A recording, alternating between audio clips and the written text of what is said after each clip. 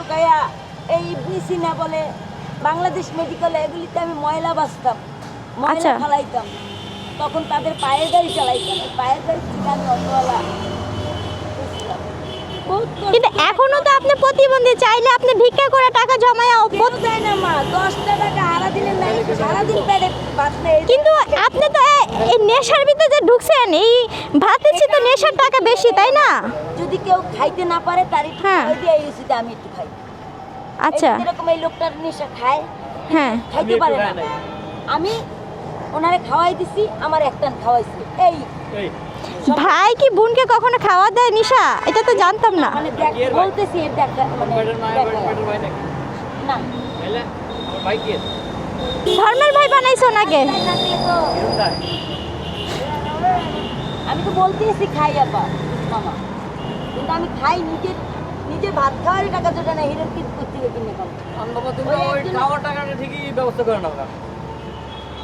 কিন্তু এই শহরে যত মেয়ে মানুষ আছে সিগারেট খায়, শুনেন শুনেন, অনেক উচ্চ লেভেলের মেয়েরাও আছে সিগারেট খায়, মানে অপিন ভাবে এইভাবে ঢেকে ঢুকে তো খাচ্ছিল, আমি কখনো দেখি নাই। ভিক্ষা করি এই কারণে আমার ঢেকে খাইতে, ওকে তো ভিক্ষা করা লাগে না, ওকে বাপদাদার আছে, ওদের আছে। ভিক্ষা করে টাকাগুলো কি করেন? দেখলে ভাই ওরা দেখছি ভিক্ষা করে ওই টাকাগুলো কি করেন বাবা? হ্যাঁ, কি করেন ওই টাকা? আমার একটা ছেলে মাদ্রাসায় কোরআনে হাফিজি পড়ে। তাহলে সে হাফেজের মা হয়ে আপনি কিভাবে সম্ভব এইভাবে ওপেনলি ভাবে সিগারেট খাইতে? আপনি তো নিশ্চয়ই সিগারেট খাচ্ছিলেন না, সত্যি করে বলেন। সবই তো বলছেন, এটা বলেন।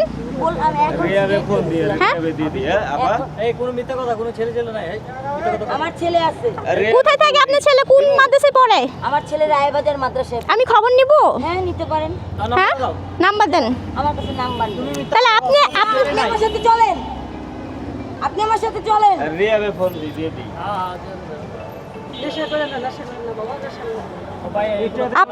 আপনার ছেলের সাথে যোগাযোগ করেন না?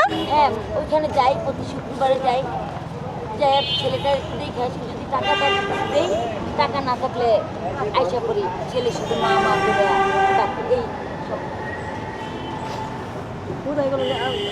কিছু দিবি, হ্যাঁ দরকার নাই, কেন এইটা তো নেশা করবো না মা, আমার ছেলেটার জন্য আপনারা কিছু না, তো আমার সাথে চলেন।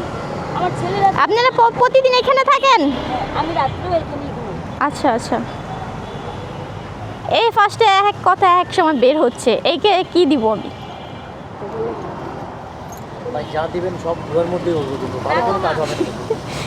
এটা বাস্তব। ফার্স্টে বলছে ওনারা স্বামী স্ত্রী কিনা, আমি ছেড়ে চলে গেছে, আবার ছেলেও চলে আসছে এখন। এখন হ্যাঁ হ্যাঁ হ্যাঁ, আবার অটো আসছে ভাইয়া। এখন আগে তো কথা মধ্যে অনেক ইয়ে আছে, মানে পেঁচ আছে অনেক।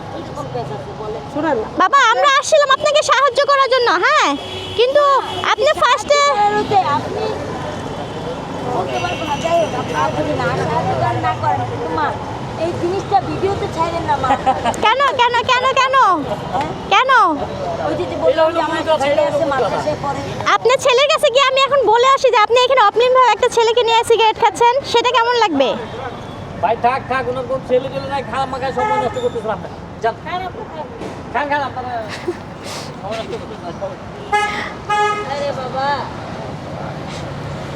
এরকম মানে হওয়ার মতো কোনো বাসা নাই। নাটক কাহিনী অনেক দেখতাম, যাও গান। ভাইয়া থ্যাংক ইউ ভাইয়া, ওকে আসি।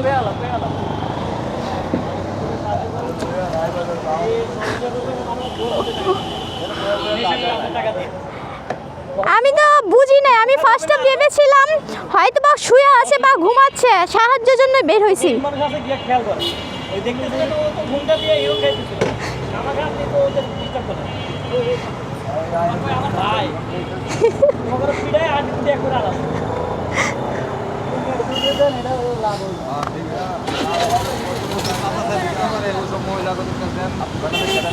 সেটাই ভাইয়া।